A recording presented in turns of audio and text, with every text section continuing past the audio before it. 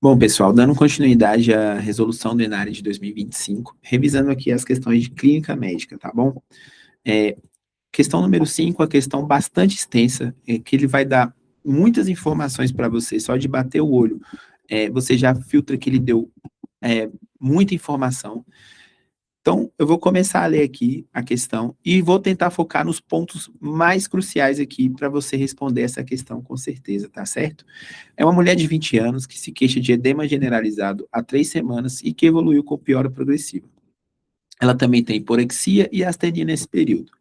Ela desconhece ser portadora de doenças atuais ou prévias e não faz uso de qualquer medicação ou droga. Então, basicamente, pessoal, uma paciente ali que procurou atendimento por conta de um edema generalizado há 3 semanas, tá certo? Além disso, tem ali uma história de hiporexia e astenia. E ela não tinha nenhum diagnóstico de doença atual ou prévia. O paciente chegou, foram solicitados vários exames, ali avaliado os sinais vitais dela, tinha uma PA elevada, o resto dos sinais vitais normais, tá certo? No exame físico apresentava uma mucosa hipocorada, estava ictérica, e tinha principalmente esse edema na face, pálpebra e parede abdominal, e nos membros inferiores. Então, assim, confirma a história ali do edema generalizado que ela relatou. Foi feito um hemograma, foram solicitados vários marcadores inflamatórios, dentre eles FAM, anti-DNA, anti-SSA, anti-SM, ANCA, complemento. Foi solicitado um EAS para ela, então ali, o colega estava investigando ali alguma doença autoimune, por isso foram solicitados esses marcadores inflamatórios. Foi solicitado um lipidograma, bilirrubina, CUMBS. Então, assim, é uma questão que dá muitas informações que você vai ter que acabar filtrando essas informações para não se confundir e para responder as alternativas. Nas alternativas, aqui ele quer basicamente a conduta para essa paciente neste momento, nesta consulta, tá certo? Ele pergunta se pode administrar IPO, eritropoetina, pode administrar corticoide, vai fazer uma reposição de ferro, vai hemotransfundir. Então, assim, é uma questão que ela vai te levando a pensar no diagnóstico dessa mulher que não tinha nenhum diagnóstico atual ou prévio. Então, pessoal, dentro das doenças reumatológicas aí que você vai ter que pensar, bate o olho ali nos marcadores inflamatórios e vê o que ele falou para a gente. Ele falou que a paciente tem um FAM reagente, que a paciente tem principalmente anti-SM e anti-DNA reagente, tá certo? O que você tem que pensar numa mulher de 20 anos, uma mulher jovem, que positivou com FAM, anti-SM e anti-DNA? Pessoal, anti-DNA e anti-SM, você tem que pensar em lúpus. Isso é uma coisa que você tem que bater o olho e tem que lembrar. Esses marcadores, você tem que saber de qual é salteado, tá certo? O FAM, ele vai ser, para o lúpus, o marcador mais sensível, tá certo? E o marcador mais específico vai ser o anti-SM. Anti-SM, você tem que pensar em lúpus para o paciente, tá certo? Então, sabendo que se trata de um paciente com lúpus, quais as complicações que esse lúpus vai oferecer para esse paciente, tá certo? Exatamente o que ele está falando aqui nessa questão. O paciente vai apresentar um edema generalizado, é uma questão que vai pincelar ali com a nefrologia também, e por isso o EAS vai estar alterado ali com cilindro e com proteinúria maciça, tá certo?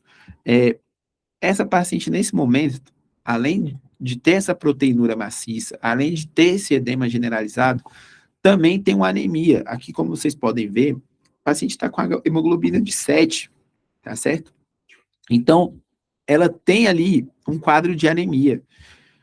Exatamente a anemia hemolítica autoimune, que é uma das complicações do lúpus, tá certo? Então, lembrando que se trata de uma paciente com anti-SM reagente, que veio com essa proteinúria, com esse edema generalizado e com essa anemia hemolítica, agora você já tem condição de responder as alternativas ali, tá certo?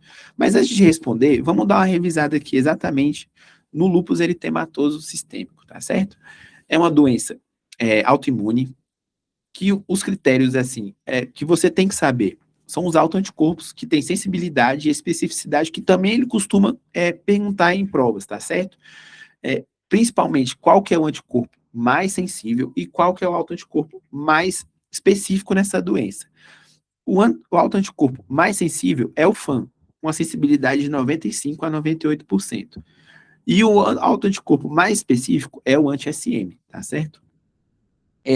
Dentro dessa questão, você tem que lembrar que o paciente vai evoluir com anemia hemolítica autoimune e como que eu vou tratar essa anemia hemolítica autoimune. Pessoal, anemia hemolítica autoimune, você vai ter que pulsar essa paciente, tá certo? Com corticoide, sendo a prednisona ou a prednisolona a primeira escolha aqui no tratamento da anemia hemolítica autoimune. A dose de tratamento vai ser de 1 a 2 miligramas por quilo por dia. E como você vai monitorizar essa paciente?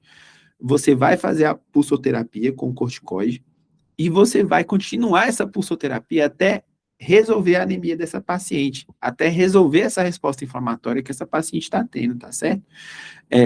Você vai monitorar o hemograma dela, vai fazer essa pulsoterapia até um valor de hemoglobina maior que 10, de 2 a 3 semanas. E depois você vai pensar no desmame, tá certo?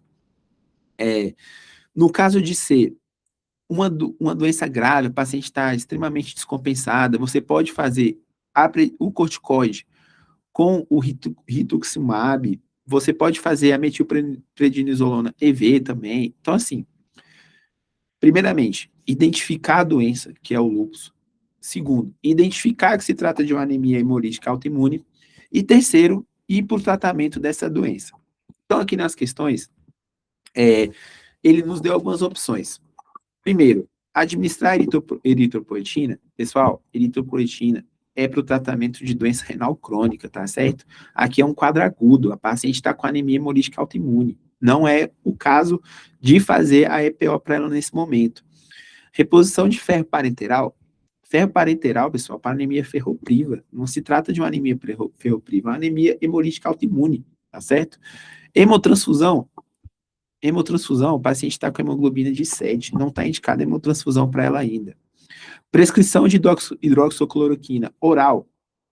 Aqui é uma pegadinha. Ele pode tratar a doença autoimune dela com a hidroxicloroquina? Pode, mas ele não está perguntando sobre o tratamento da doença autoimune, ele está perguntando sobre o tratamento da anemia. E a hidroxicloroquina não vai tratar a anemia hemolítica autoimune. Então, a única resposta possível para essa questão é a administração de corticoide, é a pulsoterapia, naquela dose de 1 a 2 miligramas quilo por dia, com a monitorização contínua ali dos níveis de hemoglobina, para depois iniciar o desmame para essa paciente, tá certo? Então, a resposta da questão 5, administração de corticoide. Aqui um resuminho de tudo que foi dito, e é isso.